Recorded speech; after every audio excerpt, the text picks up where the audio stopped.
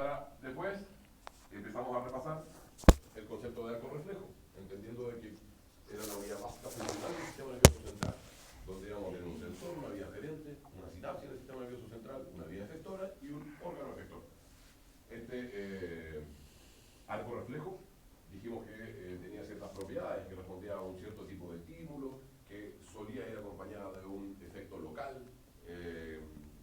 y que en general, si funcionaba un arco reflejo, nosotros podíamos asumir que sus 5 componentes estaban en buenas condiciones, y por lo tanto, en la revisión de los reflejos craneales y reflejos espinales y posturales de distintos tipos, recuerden que hay formas de restricción sensorial internoceptivas, externoceptivas y propioceptivas.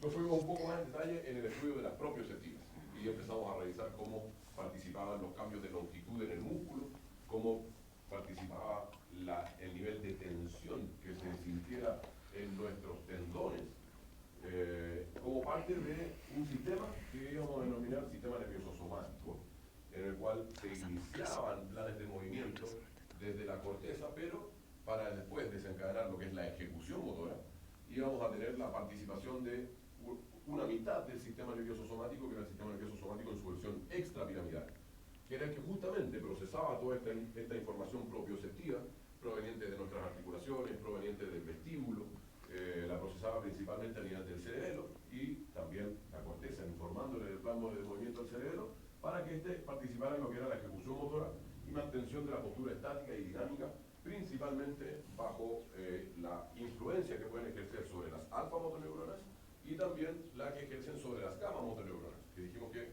en gran medida lo que hacían era mantener el tono muscular en forma tanto estática como dinámica, mientras que las alfa-motoneuronas eran las responsables de inervar fibras extrafusales y eran siempre las responsables de los movimientos efectivos, de la carga muscular, ¿cierto? Porque también hay movimientos que se inactivan y que no generan carga.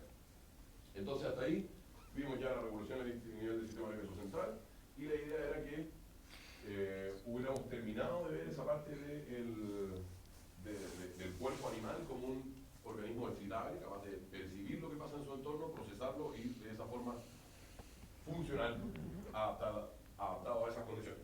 Entonces, lo único que nos había quedado en el tintero es un poco del funcionamiento de los músculos y metabolismo durante el ejercicio. Para eso, ya tienen que manejar el concepto de potencial de acción, que tengo entendido que ya lo vieron, de hecho 2 veces. Solo lo vamos a mencionar muy rápido, ¿cierto? Para empezar como a retomar desde ese punto.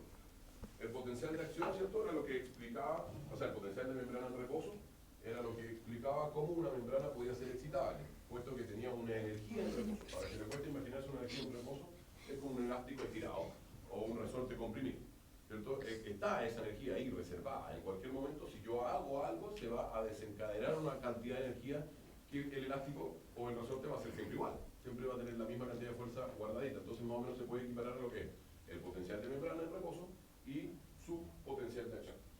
Se basa en que las membranas hay pequeños poros, muy pequeños, por los cuales solamente pasa en forma fácil el potasio. ¿Por qué? Porque es un ion pequeño. Como es un ion pequeño, también su carga es pequeña, pero sin embargo no hay que desestimar que es positivo. Entre medio también hay bombas sodio, potasio, ATPasa. Esa bomba sodio, potasio, ATPasa, como su nombre lo dice, gasta ATP, y lo que hace, ¿cierto?, es meter sodio y sacar potasio. En rigor, saca 3 potasio y mete 2 sodios.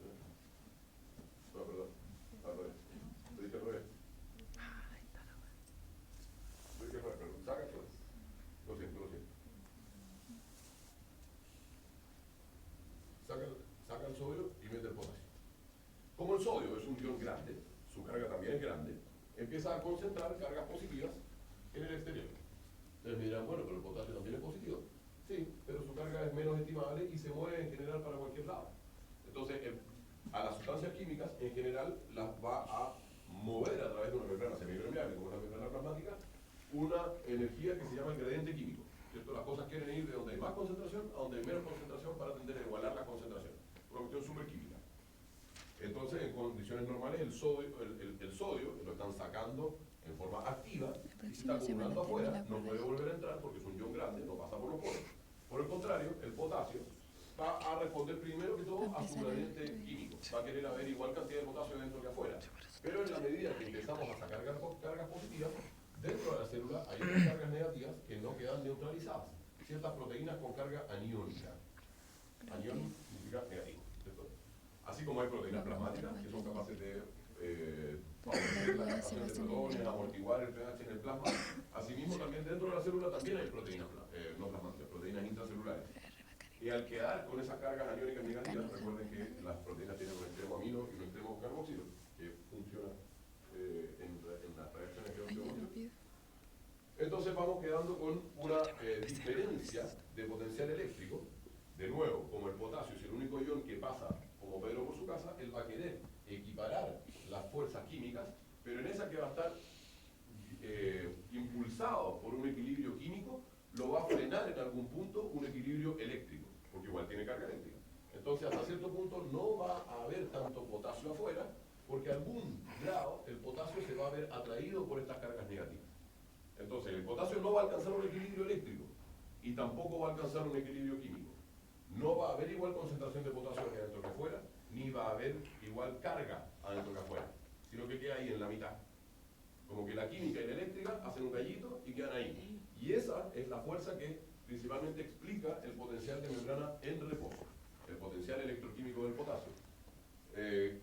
Ese potencial electroquímico del potasio entonces está dado que el potasio tiende a salir y deja aniones no neutralizados, y el sodio lo sacamos a propósito, que lo vamos sodio potasio TPasa, y van quedando pequeños cambios de concentración en donde el sodio abunda más o menos 10 veces más en el extracelular y el potasio más o menos 30 veces más en el intracelular. De esos otros iones cabe la pena destacar el calcio, para que se fijen que hay 10.000 veces menos de calcio en el intracelular que en el extracelular, lo cual te explica por qué la célula es tan sensible a pequeños cambios en las concentraciones de calcio y por qué es un muy buen segundo mensajero, porque funciona como señal. Sube un poquito y se nota al tiro. Entonces, esta organización de aniones y cationes y el transporte pasivo de potasio va creando una diferencia de voltaje en el interior y el exterior, que si lo manejamos solamente pensando en sodio y potasio va a andar en alrededor de menos 90 milivolts, es decir, 90 menos adentro que afuera. Ahora, eventualmente, si ya nos vamos a una neurona, que es la célula más especializada en la conducción de potenciales de acción, participan otros canales de cloro principalmente, entre otros, y ese potencial se ha postulado más bien en menos 70. Ese es el potencial de membrana en reposo, ¿cierto? La organización de iones y aniones es principalmente transmembrana. El intracelular y el extracelular no se modifican en gran medida. Es algo que ocurre solamente a través de la membrana, como trata de explicar esa imagen gráfica.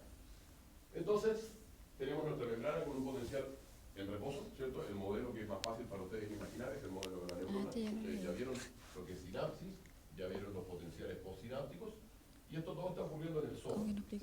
Pero en el axón existen canales de sodio que son dependientes de voltaje. Se activan principalmente a menos 55 milivolts.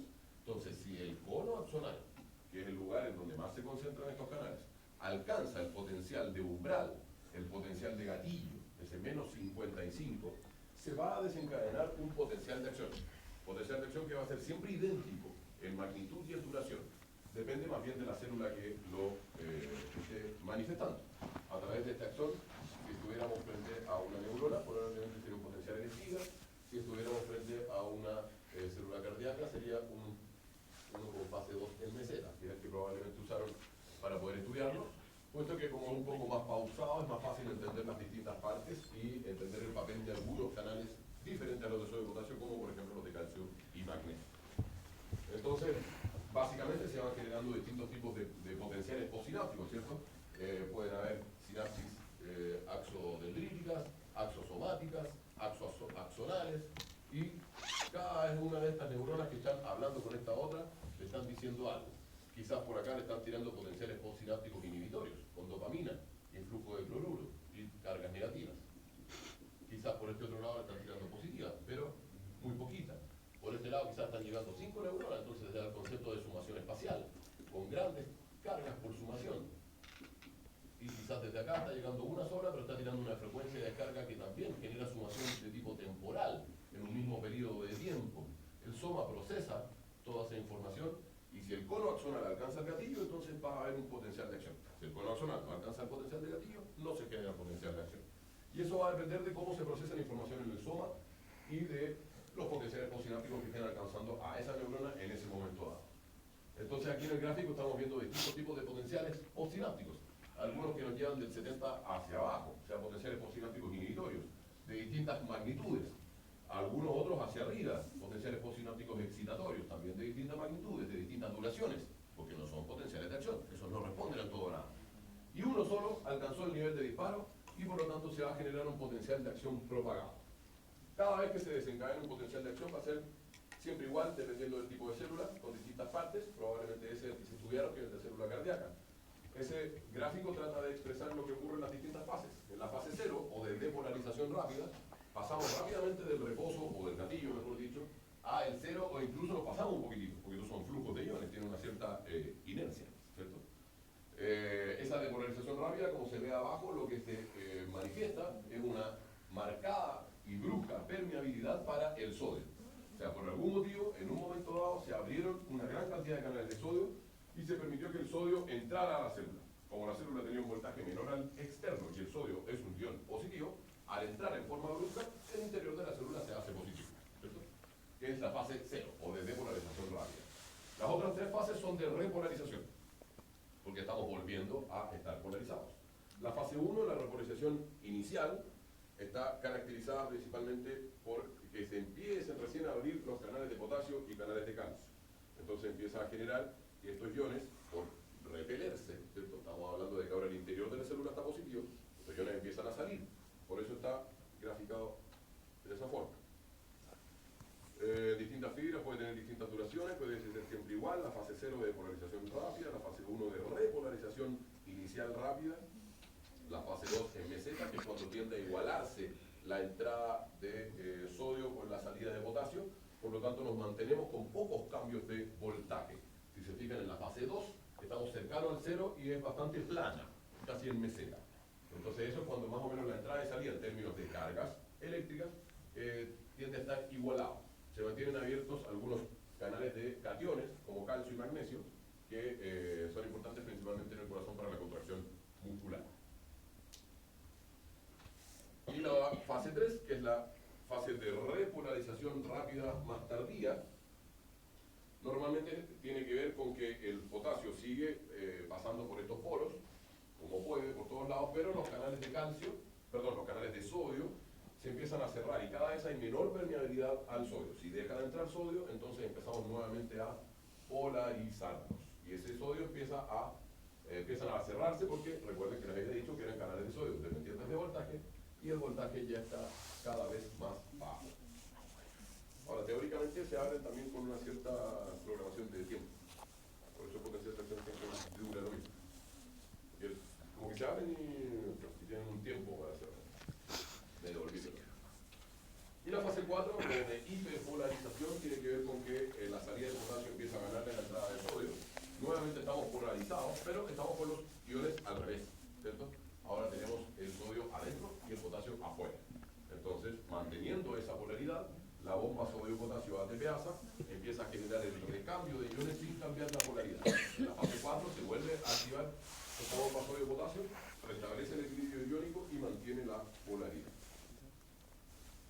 Correlacionado con un electrocardiograma, como les decía, porque este es el típico potencial de acción que se manifiesta más para un miocardiocito.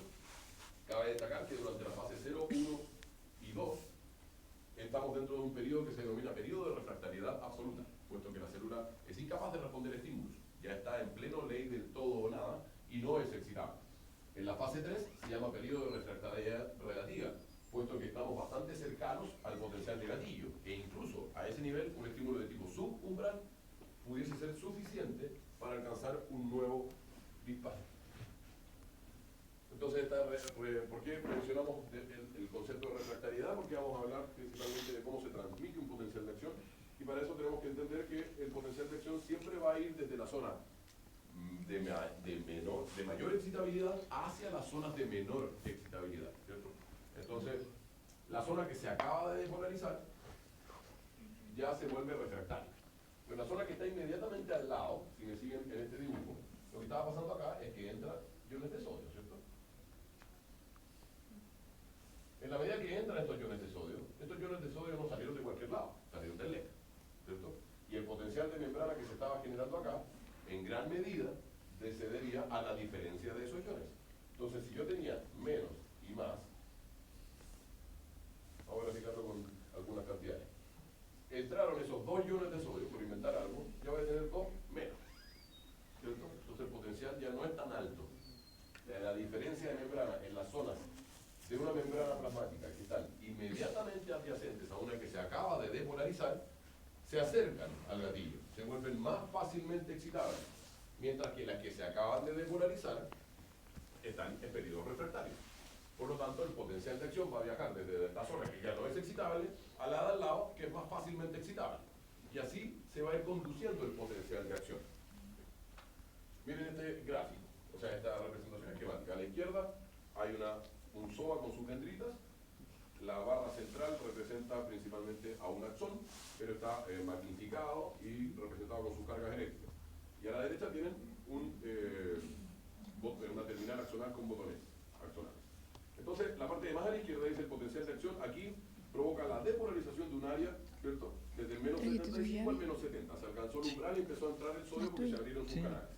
Pero estas cargas empiezan finalmente a hacer flujos de iones. Para que se hagan una idea, es como sacudir una sábana o tirar una piedra en el agua. Se empieza a expandir la onda eléctrica. Entonces, la área inactiva adyacente todavía está con potencial de membrana en reposo, pero empieza a modificarse inmediatamente. La zona más adyacente a la que se acaba de depolarizar se empieza a volver más excitable. Y por el contrario, la que se acaba de depolarizar está en fase de refractariedad, por lo tanto está inexcitable. Aquí la vieja área activa está recién volviendo al potencial de reposo, la nueva área activa está en pleno potencial de acción y la adyacente está preparándose y lista para. Entonces vamos de ahí para allá. Y eso mismo en una fibra mielinizada ocurre exactamente igual, pero las zonas del axón que están envueltas en vainas de mielina se aíslan.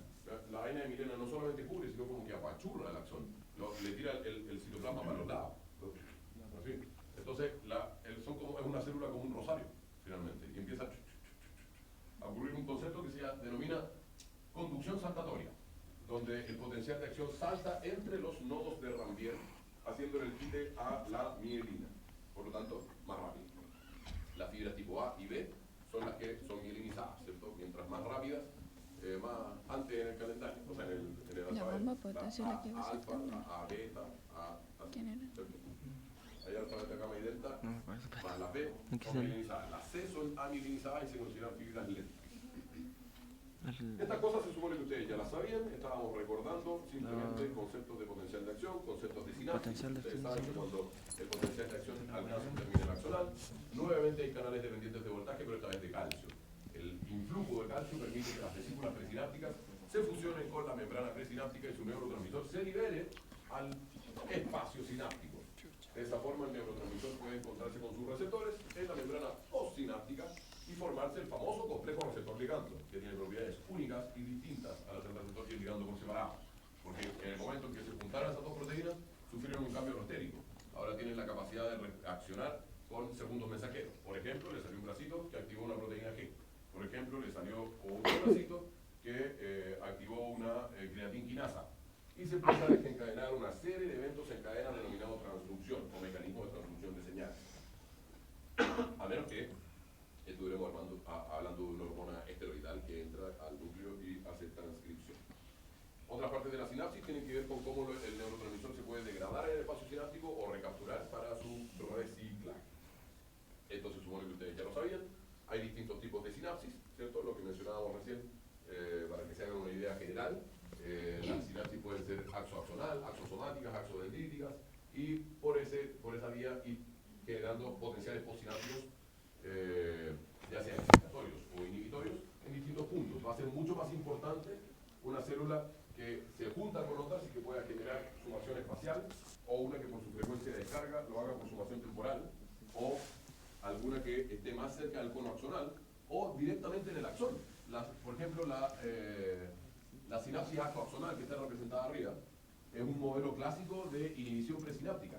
Ese axón, por ejemplo, podría traer un potencial de acción listo para entregárselo a la célula postsináptica, que está graficada ahí en un color medio rosado. Pero sin embargo, si en el momento específico esa otra neurona que está haciendo sinapsis axoaxonal fuera capaz de tirar un potencial postsináptico inhibitorio, pudiese cortar el corrientazo y hacer que todo se anule. El clásico modelo de inhibición presináptica que les hemos estado tratando de explicar a nivel de los ganglios simpáticos y a nivel de sistema nervioso somático. Entonces esas interacciones neuronales, ¿cierto? Vale la pena destacarlas porque es justamente lo que hemos estado tratando de explicar aquí. Una neurona motora, por ejemplo, que es la que va a mover los músculos, que es el concepto de clase que vamos a ver hoy, va a sufrir entonces señales de control desde el sistema piramidal, tracto corticoespinal, directamente de la corteza, una orden directa, pero también mediante otras neuronas puede estarse inhibiendo, excitando para que reclute más fibras, para que aumente su frecuencia de descarga o que la disminuya un poco, o de frentón para que se anule el movimiento del músculo contrario, y todo eso tiene que ver con las interacciones neuronales, sinapsis y potencial de acceso. Las glándulas también como tejido excitado. Entonces, básicamente todo esto se supone que ustedes ya lo sabían. Y era como una parte media introductoria para recapitular un poco lo que han visto conmigo y introducirnos a lo que vamos a ver hoy, que finalmente es músculos, funcionamiento de los músculos, unidad motora, placa motora, teoría del deslizamiento de fibras y algunos conceptos de fisiología del ejercicio. Con eso concluiría la materia de la primera prueba. Yo estaba confundido, medio interno en la segunda prueba, así que no se lo vamos a enseñar todo eso. El músculo entonces también es un tejido excitable, al igual que las glándulas, al igual que los nervios, lo que significa que es capaz de responder a estímulos. Así como en otros tejidos, el estímulo viene de la mano de una neurona que manda un potencial de acción. En este caso en particular, esas neuronas van a ser todas motoneuronas. Moto significa mover, ¿cierto? Por lo tanto, las motoneuronas son las neuronas encargadas de mover nuestro cuerpo. Tenemos, ya sabíamos, las motoneuronas alfa, las motoneuronas beta, las motoneuronas gamma.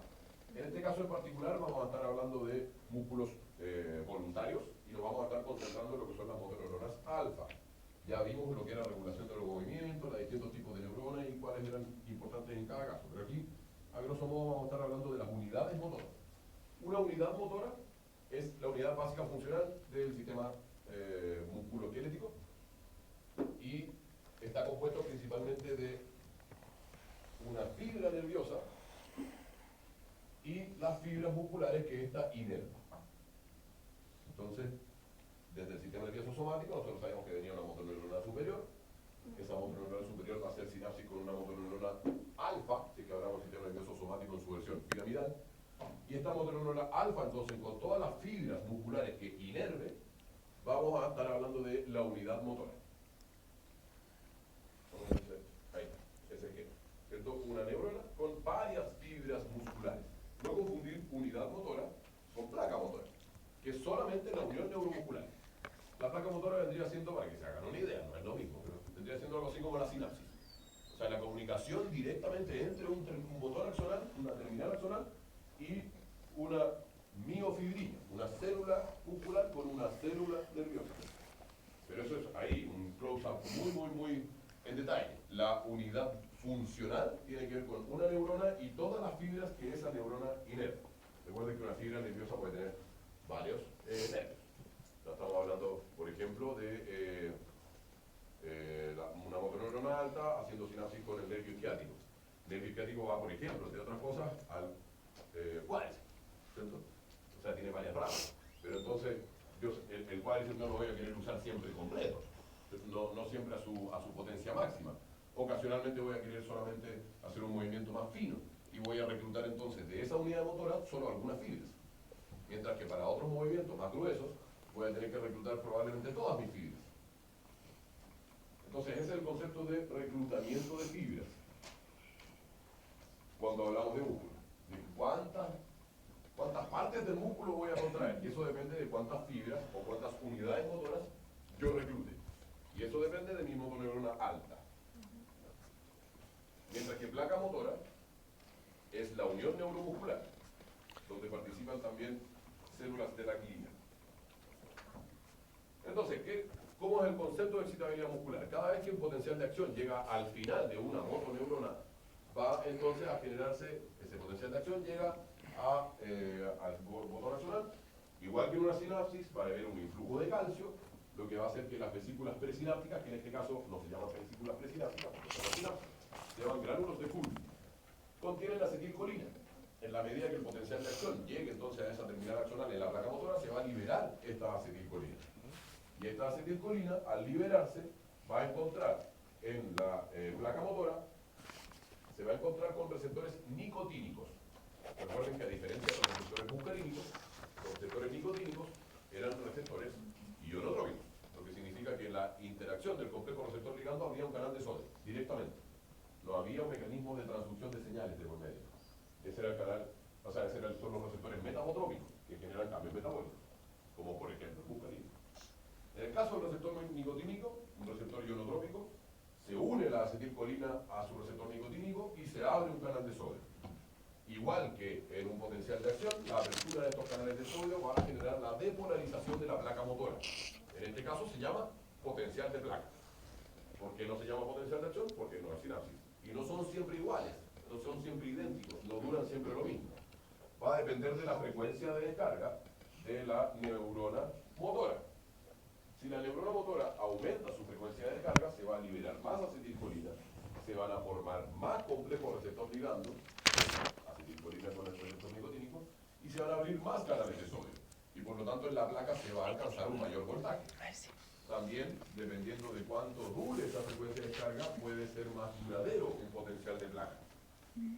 Se puede ir generando sumación en caso de que lleguen 9 vestíbulos, y el voltaje va a depender principalmente de la cantidad de acetilcolina que se libere. Ya dentro del músculo, cuando se generó el potencial de placa y el músculo se empieza a depolarizar, dentro del músculo se va a liberar calcio. Este calcio, a diferencia de otros calcios que vieron en sinapsis, por ejemplo, o en mecanismos de transducción de señales, no viene desde el exterior, no lo saca del leque. Lo tiene reservado en su retículo endoplasmático rugoso, en la cisterna del retículo endoplasmático rugoso. Y esa liberación de calcio desde la cisterna está desencadenada por el cambio de voltaje, es decir, el potencial de placa.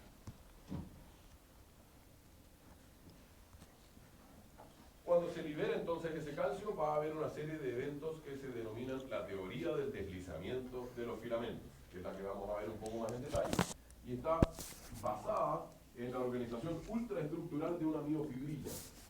Si se fijan, los músculos tienen varias partes, ¿cierto? Ustedes recordarán que las partes más grandes de los músculos están cubiertas por membranas, ¿cierto? Que los aíslan, las fascias, ¿cierto?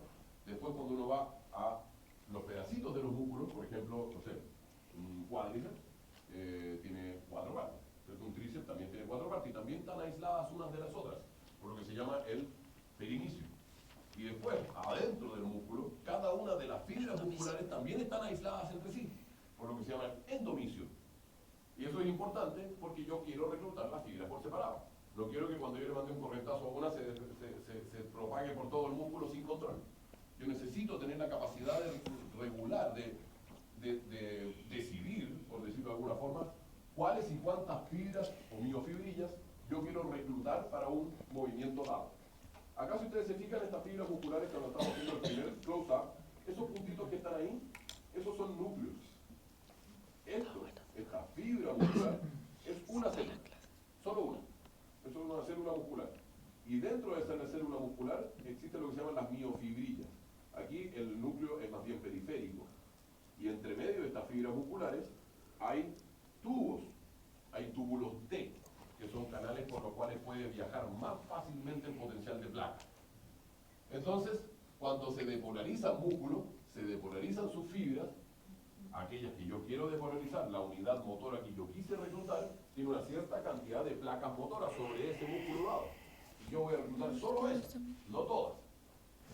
Cuando se depolarizan esas placas motoras, el potencial de placa va a viajar de fibra en fibra y a través de los túbulos T con mayor facilidad para ir pasando a depolarizar el interior de los músculos y por lo tanto haciendo que su cisterna magna, en su retículo endoplasmático, libere calcio.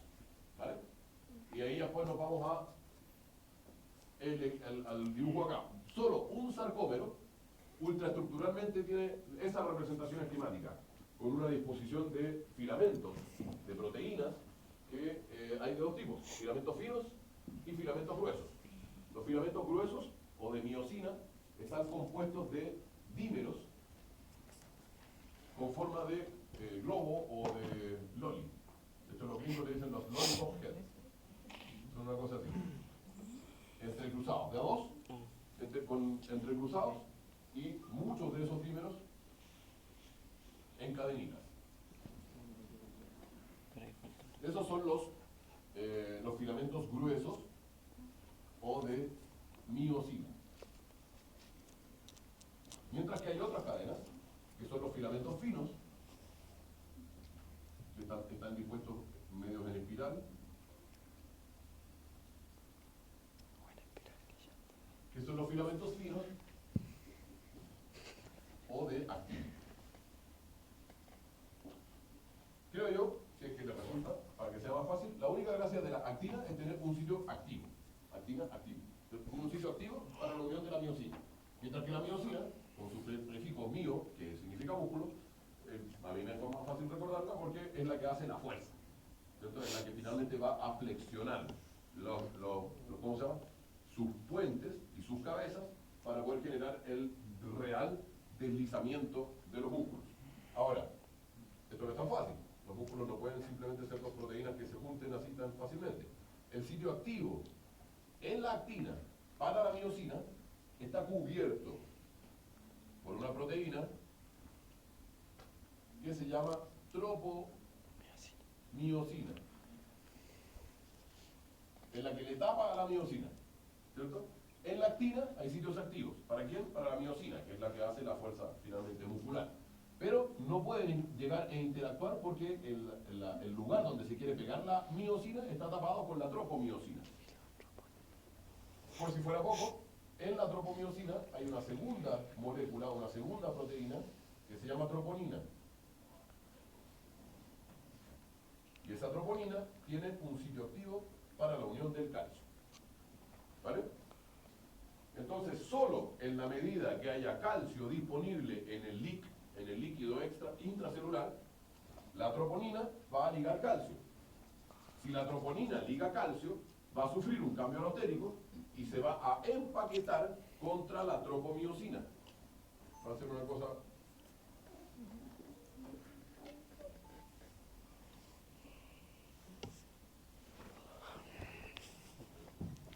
Va a ser una cosa así, la tropomiosina se va a empaquetar y va a quedar hacia arriba y van a quedar disponibles los sitios activos en la actina para que interactúen con la miosina.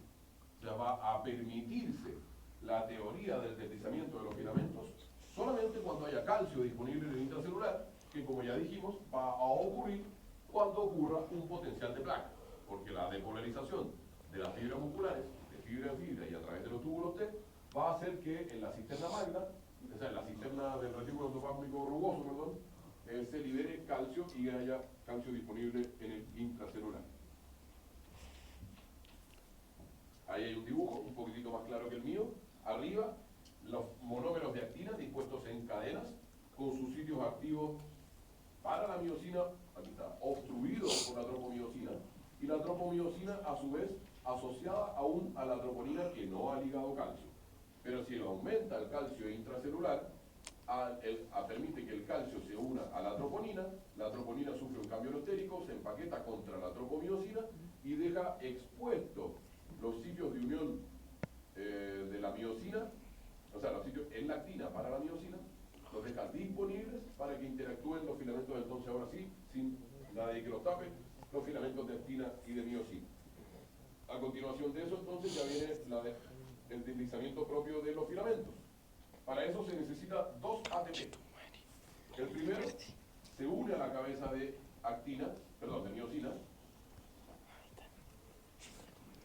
se hidroliza y con la energía proveniente de esa hidrólisis se genera un puente, una unión entre la actina y la miosina. Después se libera ese ATP y se genera la flexión de la cabeza de miosina, como lo grafica esta flecha.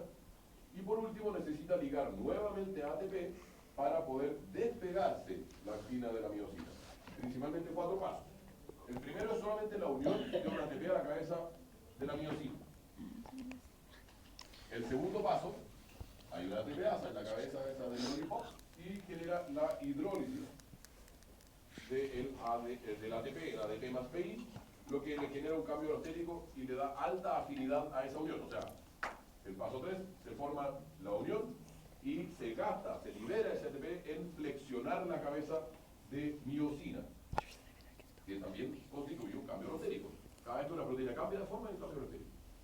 Y finalmente la cabeza de la miosina vuelve a unir ATP para poder lograr extenderse. Si no logra unir ATP, no se va a poder extender. Eso explica, por ejemplo, el rigor post-mortem. Los músculos en los muertos no se relajan. Entonces ahí tenemos los 4 pasos, en una representación esquemática y aquí graficados, que nos van a explicar cómo en los sarcómeros se genera finalmente acortamiento. Por eso yo le iba a traer un video, pero no funciona. Eso lo puedo tratar de traer mañana. Lo voy a traer luego. Entonces, el músculo es un tejido excitable porque responde a estímulos. A él le llegan estímulos provenientes de una motoneurona, que vienen como hablan las neuronas, en forma de potenciales de acción con una cierta frecuencia de descarga, siempre idénticos, siempre iguales. Pero cuando alcanza el potencial de placa, dependiendo de esa frecuencia de descarga, se va generando un potencial de placa, no un potencial de acción. Ese potencial de placa es distinto, porque por sumación puede ir generando mayores voltajes o mayores duraciones, y lo que va a hacer es depolarizar una placa motora, ¿cierto?, dentro de un grupo de placas motoras que están inervadas por la misma fibra nerviosa, que es lo que se llama unidad motora. El sistema nervioso piramidal y extrapiramidal van a conversar y van a decidir cuántas unidades motoras voy a reclutar para un cierto movimiento dado, ¿cierto? Las necesarias. Eventualmente, este potencial de placa va a depolarizar las fibras musculares de fibra en fibra y a través de los túbulos T para que ese cambio de voltaje permita que se libere calcio desde el intracelular. Ese calcio genera una serie de cambios alostéricos en la troponina y en la tropomiosina que permiten que la miosina y la actina ahora sí puedan interactuar. Lo único que falta entonces es ATP. Presente el ATP, se liga 2 ATP por cada unión actina, miosina y flexión. Si el potencial de placa sigue durando, ¿cierto?, el calcio sigue disponible, los sitios activos siguen ahí y esto sigue así, ¿no? 1, 2, 3, 4. Las veces que sea necesaria se puede acortar más o menos dependiendo de la duración. Entonces vamos a tener distintos tipos de fibras musculares. Ya nosotros habíamos hablado en términos súper generales de las fibras fusales y las extrafusales, porque estábamos entendiéndolo en un concepto de propiocepción, donde las fibras intrafusales eran las fibras musculares que estaban disponibles en un órgano sensorial del músculo que se denominaba el uso muscular. Todas las demás son fibras extrafusales. De todas esas demás, las podemos clasificar principalmente en 3 grupos: las fibras tipo 1, las fibras tipo 2A y las fibras tipo 2B. Las fibras tipo 1 son las más pequeñas y las más lentas. Están presentes en las partes más profundas de músculos y abundan más en músculos posturales, en músculos que son tendientes a la mantención de la postura. Ahora, ¿por qué se denominan rojas? Porque tienen altas concentraciones de mioglobina y altas cantidades de mitocondrias. Entonces le da un color rojo a la fibra, a la visualización microscópica. Y esto tiene que ver con cómo son más eficientes en el aprovechamiento del oxígeno, porque su metabolismo es aeróbico. Lo que principalmente hacen es fosforilación oxidativa, que como recordarán es acoplar los productos de la glicólisis hacia la mitocondria con el ciclo de Krebs y con la cadena de respiratoria NAD y FAD. Entonces, eso todo es fosforilación oxidativa. Y eso me permite que con una molécula de glucosa, no sé, saque, si mal no recuerdo, algo así como 36 o 38 ATP, ¿cierto? La forma más eficiente de quemar azúcar. Esa es la forma en que trabajan las fibras tipo 1. Ahora, ayudan además a degradar el lactato de las fibras rápidas. O sea, las fibras vecinas quizás no tengan este mismo metabolismo, van a necesitar hacer algunos tipos de fermentación y van a dar origen a ácidos, ácido pirúvico, ácido láctico, que en ausencia de oxígeno, si recuerdan, no pueden entrar fácilmente al ciclo de Krebs, no van a poder. La mitocondria funciona con oxígeno, ¿no? El resto, el metabolismo en el citoplasma, la glicólisis, la beta-oxidación de lípidos, eso sí. La ventaja entonces de estas fibras, pese a que son más pequeñas y más lentas, es que no son fatigables. No van a acumular ácido láctico y es más, van a ayudar a degradar el ácido láctico de sus fibras vecinas. Entonces, son principalmente de algunos tipos de músculos y son más abundantes en algunos tipos de animales que son más resistentes a condiciones de enduro, a condiciones de resistencia. Por ejemplo, dentro de la especie equina, vamos a ver un poco más adelante una tabla comparativa, son mucho más abundantes en el caballo árabe, que es un caballo que por generaciones se ha usado en carreras de enduro y en el desierto, versus el fina sangre de carrera inglés, que se usa para carreras de un cuarto de milla, ¿cierto? Que corre, qué sé yo, a 70 kilómetros por hora, pero 1500 metros. O sea, por ahí sacáis un buen fondista que te corre el derby, que son 2500, si mal no recuerdo, pero no, son muy pocos los caballos que van a correr más allá que eso. Las carreras de enduro de caballos árabes son de 120 kilómetros. Un par de vueltas en la Peñuelas, por ejemplo, hay una fecha que se hace acá. Pero por supuesto que no son sin parar, son por estaciones, el caballo descansa y se lo organiza un veterinario. Son bien choras, que algún día se pueden arrancar a ver nada acá de Peñuelas, son bien bonitas. La fibra tipo 2, al contrario de la fibra tipo 1, la vamos a denominar las fibras pálidas. Pero dentro de esas, las 2A son menos pálidas que las 2B. ¿Vale? Por eso le ponemos menos pálidas. Al ser menos pálidas, significa que son un poquitito más rojas, estamos entendiendo que también tienen algunas mitocondrias, que también tienen algunas concentraciones de mioglobina y que por lo tanto son buenas para ocupar el oxígeno, pero quizás no tan eficientes como las tipo 1. Ahora, son fibras rápidas. O sea, cuando yo estoy empezando a generar potenciales de placa, son las primeras que se depolarizan, las primeras que se reclutan, ¿cierto? Mientras que las otras que están en porciones más profundas de los músculos tienen que esperar que el corrientazo llegue, que corra por los túbulos hasta las partes más profundas. Estas son menos fatigables, pero ya son fatigables. Su metabolismo principal es la glicólisis anaerobia, son capaces de realizar fosforilación oxidativa y tienen altas concentraciones de carnosina. La carnosina es una proteína que funciona como tampón, como buffer, ¿cierto? Como amortiguador de pH. Entonces estas quizás no son tan eficientes como la tipo 1, pero son más eficientes que las tipo 2B. Son un poquitito fatigables, pero tienen por ahí una adaptación especial para ir regulando el pH interno. ¿Por qué es tan importante el pH de ese intracelular? Siempre el pH ha sido muy importante para que las proteínas no se desnaturalicen y para que funcionen ciertos enzimas, ¿cierto? Las enzimas necesitan un cierto pH que depende del pH, la temperatura y otras cosas. Entonces, en particular en el músculo, dado que se va a consumir glucosa, recuerden que los músculos reservan glucógeno como forma de energía rápidamente aprovechable, el glucógeno es un polímero de glucosa, o sea, es como que yo voy guardando glucosa empaquetadita y lo reservamos en forma de glucógeno, a diferencia de los organismos vegetales, ¿cierto? Que lo hacen en forma de celulosa.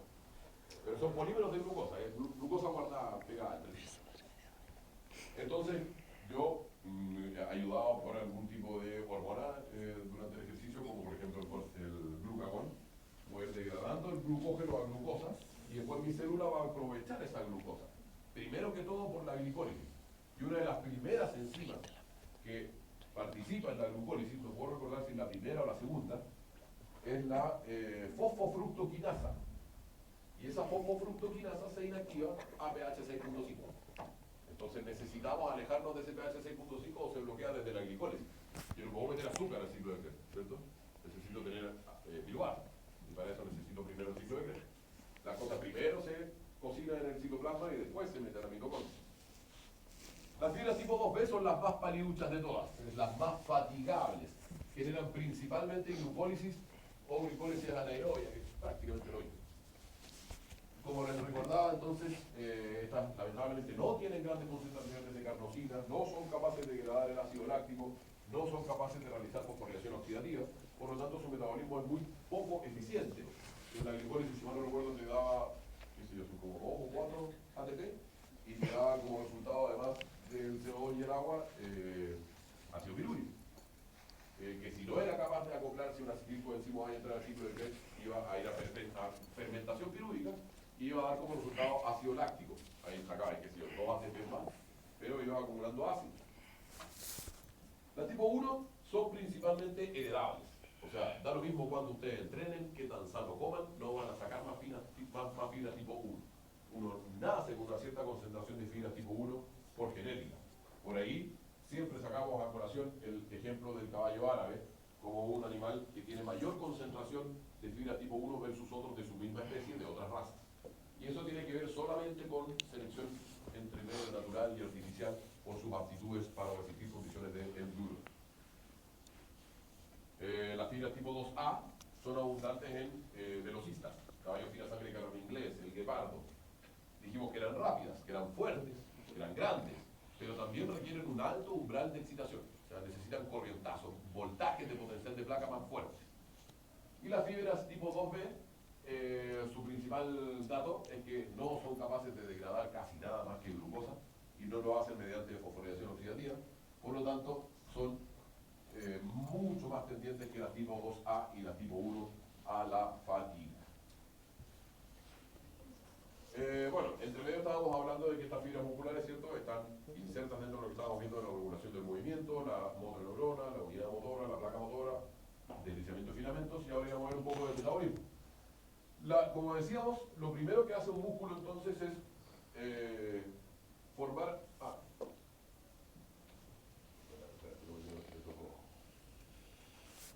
Lo primero que hace un músculo es reservar oxígeno y reservar glucosa. Tiene reservas de glucógeno, ¿cierto?, que es un polímero de glucosa, igual que los músculos, o igual que el hígado, y tiene mioglobina, que parecía la hemoglobina, que le guarda oxígeno. Pero cuando un músculo va a iniciar recién su actividad, lo primero que hace es ocupar ATP que estaba preformado. O sea, tenía ATP guardado, ya listo, hecho, ¿cierto? Y lo primero que hace es ocupar ese ATP. En la medida que ocupe ese ATP, se va a empezar a generar ADP, ¿cierto? Porque yo le saco un fósforo con su enlace de alta energía, qué sé yo, y me va quedando mucho ADP. Cuando hay mucho ADP, el primer paso que va a hacer cualquier músculo en la producción de ADP es lo que se llama la resíntesis de ATP. Es decir, tratar de reciclar esos ADP o algunas otras formas de energía rápidamente en ATP de nuevo. Y para eso hay dos enzimas, la mioquinasa,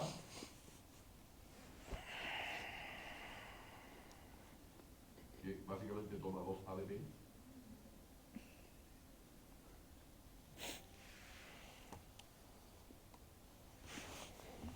o también está la creatinquinasa.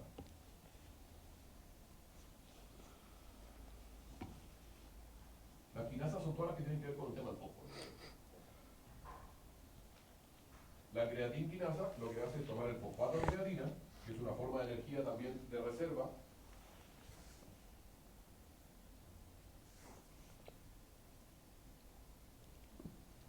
y un ADP,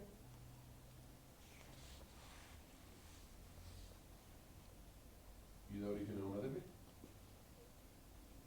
más la creatina. O sea, la creatina es una molécula, una proteína, que es capaz de ligar fósforo con enlaces de alta energía. Y básicamente lo que hace el músculo es que cuando tiene mucho ADP, puede tomar un ADP y pegarle ese fósforo, que lo tenía guardadito con energía ya lista, ligado a un fosfato de creatina. Entonces lo primero que hace un músculo es gastar el ATP que tiene. Lo segundo que hace el músculo es la resíntesis de ATP. Y cuando ya se le acabó todo el ATP que tenía guardado y se le acabó el que pudo resintetizar, empieza con estas vías metabólicas que estamos hablando. Empieza a hacer glicólisis para repletar sus reservas de ATP de nuevo. De hecho, eso ocurre en gran medida durante el reposo. Por eso es importante mantener una irrigación muscular posterior a algún grado de actividad post-ejercicio para favorecer los fenómenos de represión de oxígeno, de la mioglobina, de resíntesis de ATP y de reponer el glucógeno y otras reservas energéticas del músculo. Entonces, estamos haciendo ese ejercicio aeróbico prolongado, eso va generando estrés oxidativo, producción de radicales libres. Recordemos que gran parte de estas vías metabólicas dan como resultado CO2, dan resultado de agua y de algunos ácidos. La glicólisis anaerobia generalmente va generando ácido láctico, que es peligroso para la célula. Ese ácido láctico eventualmente puede ser tamponeado con carnosina o puede ser degradado hay otras sustancias en el intracelular que funcionan como amortiguadores también, como los iones fosfato, ¿cierto? El PO4 menos, un tampón intracelular importante.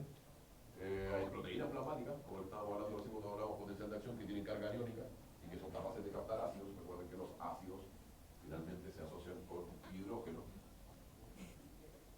¿cierto? El pH es menos logaritmo de la concentración de hidrógeno.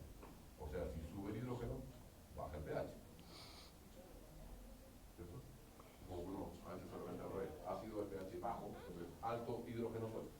Entonces estamos hablando de todas estas cosas con un brazo negativo y captan y amortiguan. También está la posibilidad de degradar ese ácido láctico, pero solo en las fibras tipo 1, que son capaces de hacer el ciclo de Cori, que es como la fermentación pirúvica, pero al revés. Y también está la posibilidad de bombear este ácido láctico al medio externo. En el plasma también tenemos proteínas plasmáticas que funcionan como tampón. También tenemos la hemoglobina, también tenemos la reacción del ácido carbónico, ¿cierto? Por si no la recuerdan, no se las han hablado, la vamos a ver cuando veamos medio interno en todo eso. El ácido carbónico está en los eritrocitos y en algunas otras formas en algunas otras células, y explica una forma de transporte de CO2 y protones basado en una reacción a cargo de una enzima que se llama anhidrasa carbónica, que en base a agua y CO2 es capaz de formar ácido carbónico, y ese ácido carbónico, dependiendo del pH del medio interno, se puede ir degradando en un protón y bicarbonato.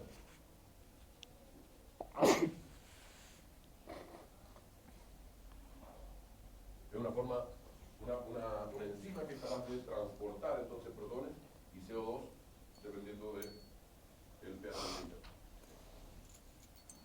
Ahí estamos viendo entonces distintos tipos de fibras musculares, dependiendo de la raza equina, y comparado con un maratonista humano. Si se fijan, en el árabe, concentración de fibras tipo 1 es un 40% aproximadamente, mientras que un sangre de carrera solamente un 12%. Entonces eso va a hacer que sea un animal más tendiente a generar fatiga. Tiene mucha más concentración de fibras tipo 2B, que dijimos que las más rápidas, las más eficientes, las más fuertes, las más fuertes, pero las menos eficientes desde el punto de vista del metabolismo energético. Por lo tanto, va a ser un animal con gran potencia, pero con poca capacidad de resistencia. Como ya habíamos dicho, el aumento de la disponibilidad de calcio es el que genera el cambio alostérico en la troponina, se empaqueta contra la tropomiosina y de esa forma el sitio de unión en lactina para la miosina queda disponible, ya lo habíamos visto, los 4 pasos. Una vez que entonces se inicia el ejercicio, va a aumentar el consumo de energía, ¿cierto? El consumo de ATP y el consumo de oxígeno hasta un máximo que se denomina el consumo metabólico de oxígeno máximo, o VO2 max. Como empezamos a necesitar más oxígeno, y también ese oxígeno tiene que venir en mayores cantidades, va a ocurrir una respuesta vasomotora o cardiorrespiratoria a cargo de las catecolaminas. La adrenalina y la noradrenalina van a aumentar durante el ejercicio y van a aumentar la frecuencia cardíaca y la frecuencia respiratoria. Cabe destacar que el músculo, en la medida que se convierte en un tejido metabólicamente muy activo, va a acumular ciertos desechos metabólicos y se va a volver hiperosmótico. Al generar esa hiperosmosis va a atraer agua, el músculo se hincha, ¿cierto? Y inmediatamente entonces va a ocurrir en la sangre un concepto de hemoconcentración. Va a subir el hematocrito por un concepto de bajar la cantidad total de plasma. Recuerden que yo les hablaba un poco de la otra vez, les mostré un tubo de hematocrito, qué sé yo.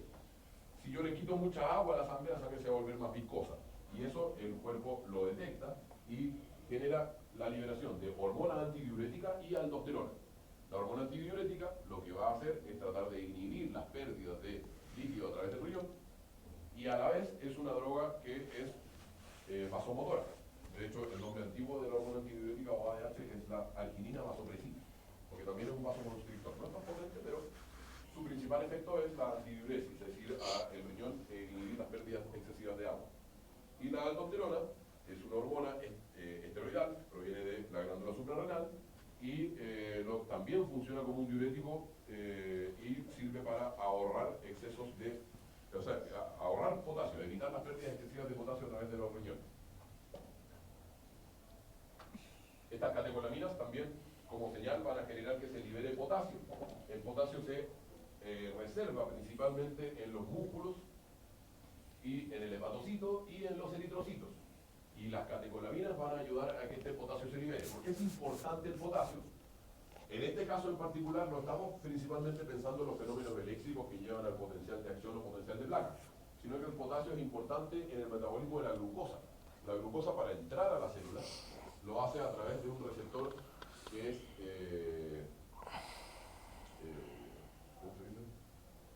estimulado por la insulina. La insulina es una hormona que cuando se junta con su receptor en la membrana plasmática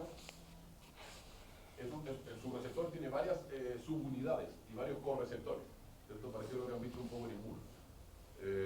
Y para algunos de estos receptores, en un lado liga insulina, en otro lado liga glucosa, en otro lado liga potasio y en otro lado liga aminoácidos. Entonces necesita en general los ingredientes que necesita para funcionar eficientemente incluyen potasio. Entonces es importante que las catecolaminas ayuden a la liberación de este potasio, así como también el mismo potasio va a facilitar que se liberen los que se contraponen a la insulina. O sea, por un lado, estoy liberando insulina, también en respuesta a las catecolaminas. La insulina, recuerden que es una hormona proteica que se libera del páncreas. Por otro lado, las mismas catecolaminas me están ayudando a liberar potasio. ¿Y por qué? De perogrullo, ¿cierto? La insulina, la glucosa y el potasio se necesitan para entrar junto a la célula. Pero además de todo eso, el potasio va al páncreas, donde mismo se está liberando la insulina, que lo que hace es meter la glucosa a la célula y está estimulando que se libere el glucagón, que es la hormona contraria a la insulina. Es una hormona que sube el azúcar en la sangre, que la saca de las reservas de glucógeno, no la mete a la célula, pero tampoco la saca de la célula. Entonces pueden funcionar juntas. La insulina es una hormona que lo que hace es sacar, o sea, meter la glucosa dentro de las células, y dentro de las células favorece que se formen las reservas, que se genere el glucagón, perdón, el glucógeno. Mientras que el glucagón también es una hormona proteica, también viene del páncreas, pero lo que hace es degradar el glucagón para aumentar el azúcar en la sangre. No la saca de la célula, entonces entre las dos básicamente sacan de las reservas y lo meten a la célula. Lo interesante es entender cómo el organismo, a través del potasio, genera una liberación del glucagón y hormona del crecimiento, que son hormonas hiperglicemiantes, mientras que las catecolaminas en forma más directa liberan el potasio y la insulina, que es una hormona hipoglicemiante. También por mecanismos mecanismos transduccionales también mediados por las catecolaminas, generan la vasodilatación local de los vasos sanguíneos de los músculos, ¿cierto? Mediante óxido nitroso, y también en la glándula suprarrenal de nuevo la liberación de cortisol, que también es una hormona hiperglicemiante, pero es un corticoide un poco más lenta y lo sube el azúcar principalmente generando gluconeogénesis, o sea, forma glucosa nueva a partir de aminoácidos y ácidos grasos de cadena corta. Entonces, ¿cuáles son los mecanismos hormonales que regulan la contracción muscular? Cuando se agota el ATP, ya habíamos dicho, lo primero era la resíntesis, principalmente a mano de la mioquinasa y de la creatinquinasa, que lo hacen cuando se junta mucho ADP. Ya habíamos explicado esto. ¿Qué pasa si esa resíntesis del ATP se vuelve insuficiente? Bueno, primero viene la glicólisis en su parte anaeróbica, que incluye a unos 2 ATP más piruvato, y el ácido láctico, que se va, o sea, ese piruvato eventualmente puede entrar al ciclo de Krebs, si es que hay oxígeno, o va a entrar a fermentación pirúvica si no lo hay. Pero si se genera el ácido láctico, puede ser tamponeado por carnosina, o puede ser bombeado al extracelular, u ojalá ese piruvato pueda entrar al ciclo de Krebs y acoplarse con cadenas respiratorias. Si hay oxígeno, entonces el piruvato se va a ligar al coenzimo A, va a entrar al ciclo de Krebs, va a transporte de electrones y se van a formar 32 ATP. Esto es súper eficiente. Mientras que en la ausencia del oxígeno mitocondrial, se puede igual activar un poco las cadenas respiratorias, las de transportadoras de electrones, pero se hace reduciendo el ácido pirúvico a ácido láctico, por lo tanto se acumula ácido láctico. Si el pH baja de 6.6, antes dije 6.5, me equivoqué. Si baja de 6.6 se inactiva una enzima que se llama fosfofructoquinasa y se inactiva esa enzima, se inactiva finalmente toda la glicólisis. Y entramos en el concepto de fatiga muscular. Una sensación dolorosa por la acidosis láctica y una incapacidad de generar energía de forma eficiente. El lactato lentamente se empieza a liberar el torrente venoso. Esto es importante porque eventualmente ustedes pueden medir esa lactatemia. En fisiología del ejercicio, un paciente normalmente uno está atento a su respuesta cardiorrespiratoria, ¿cierto? Lo ideal es que frente a un mismo circuito un paciente no necesite aumentar tanto su frecuencia cardíaca y respiratoria, porque quiere decir que sus pulmones y su corazón son capaces de funcionar de forma relativamente eficiente a bajas frecuencias. Y por otro lado, metabólicamente, dos cosas que se suelen hacer es medir la glucosa y medir el lactato, durante el ejercicio y después del ejercicio. La lactatemia me va a indicar ¿Qué tan eficiente fue ese paciente en el consumo de la glucosa? Si consumió glucosa en forma eficiente, produjo muy poco lactato. Mientras que si lo hace por vías no tan eficientes, va a acumular grandes cantidades de ácido láctico y eso lo va a poder medir en su sangre venosa. Por el contrario, el azúcar, durante el ejercicio, mientras más baja mejor. Quiere decir que tiene músculos sedientos de glucosa, que la consume con gran facilidad, que no le cuesta ocupar el mecanismo de la insulina, de las catecolaminas, del potasio. Pero después del ejercicio, la idea es que pueda retomar su euglicemia, su homeostasis de la glicemia en forma relativamente rápida. Recordemos que el lactato puede ser transportado en la sangre o en el hígado o adentro de la célula. Y en general van a tener menos tiempo de homeostasis láctica los pacientes que contengan mayor cantidad de fibra tipo 1, porque como decíamos, no solamente producen menos, sino que ayudan a degradar el ácido láctico de su fibra vecina. Los pacientes que en base a entrenamiento puedan tener más comportamiento de tipo fibra 2A, o sea que sus fibras 2B, que son las más pencas, las más potentes, pero las más pencas desde el punto de vista metabólico, si uno las va entrenando, ahí sí se logra algo. Se puede hacer que las fibras tipo 2B tengan mayor concentración de carnosina, que empiecen a guardar más mitocondrias, que se pongan un poquitito más rojas o menos pálidas, mejor dicho, como dijimos que habían sido las 2A.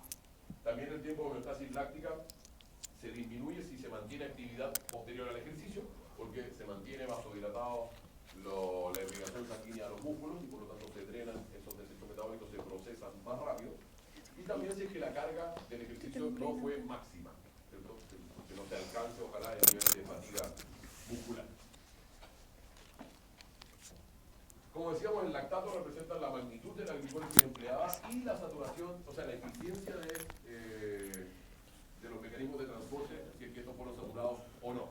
Mientras que la glicemia durante el ejercicio indica el aporte de este sustrato a la glicólisis. O sea, es esperable que un paciente haga muy marcada hipoglicemia, pero que ojalá vuelva a los niveles de glucosa rápido y que no haga tanta lactatemia y que vuelva a los niveles de lactato rápidamente.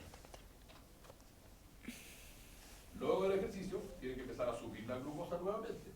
Durante el ejercicio estábamos con la insulina, que la bajó. Estábamos con los músculos, que estaba consumiendo. Después del ejercicio, ¿qué es lo que dijimos que se iba a ir manteniendo? El glucógeno, la hormona del crecimiento y el cortisol. Entre estas tres, las tres son hiperglicemiantes. Lo hacen por distintos mecanismos. La glicógenolisis ocurre principalmente a nivel del hígado, porque la del músculo se supone que la teníamos a medio consumir. Degradar estas reservas de glucógeno va a hacer que se inhiba, va a hacer que aumente el azúcar en la sangre. Y en paralelo, al disminuir la respuesta catecolaminérgica que estábamos durante el ejercicio, también va a disminuir la insulina, ¿cierto? La insulina es la que forma glucógeno, la que baja el azúcar. Baja la catecolamina, baja la insulina, cesa esa actividad, pero además entonces empieza la glicógenolisis, que tiene que ver principalmente con el glucagón. Va a empezar la gluconeogénesis, que está dada principalmente por el cortisol, y también hay una hiperglicemia inducida por la hormona del crecimiento, que es más lenta. La vasodilatación, ¿cierto? Luego del ejercicio está explicada principalmente por esas tres, por el óxido nitroso, el NO, va a favorecer el taponamiento tisular del lactato y repletar la mioglobina de nuevo con oxígeno. Estas son las tres características que se promueven manteniendo actividad post-ejercicio para disminuir el tiempo de homeostasis láctica. ¿Qué cosas mejoran con el entrenamiento? Dijimos que las fibras tipo 1 no. Las fibras tipo 2 van a ir mejorando algunos cambios. Van a mejorar la capacidad de quemar ácidos grasos, aminoácidos. Van a tener un metabolismo más plástico, formando por lo tanto menor cantidad de ácido láctico. Va a mejorar la producción de ATP en la medida que aumente la cantidad de mitocondrias, porque se va a ir acoplando con fosforilación oxidativa, que dijimos que era más eficiente. Y adicionalmente, vamos entonces a retomar más fácilmente la homeostasis de la glucosa y del lactato. Entonces, la distribución y tipos de fibra va a responder a heredabilidad, en el caso de las fibras tipo 1, y a adaptación, en base al entrenamiento, cuando hablemos de fibras tipo 2, A y B. Por ahí quedan de lista. Hasta aquí nomás entonces la clase de hoy. Retomamos algunos conceptos de metabolismo muscular a nivel de la célula, ¿cierto? A nivel de sistemas, mencionando las hormonas que eran las más importantes, el concepto de unidad motora, de placa motora, la teoría del deslizamiento de los filamentos. Todo lo que era regulación del movimiento era parte más bien de la clase pasada. Y nada, hasta aquí entra la prueba del próximo lunes.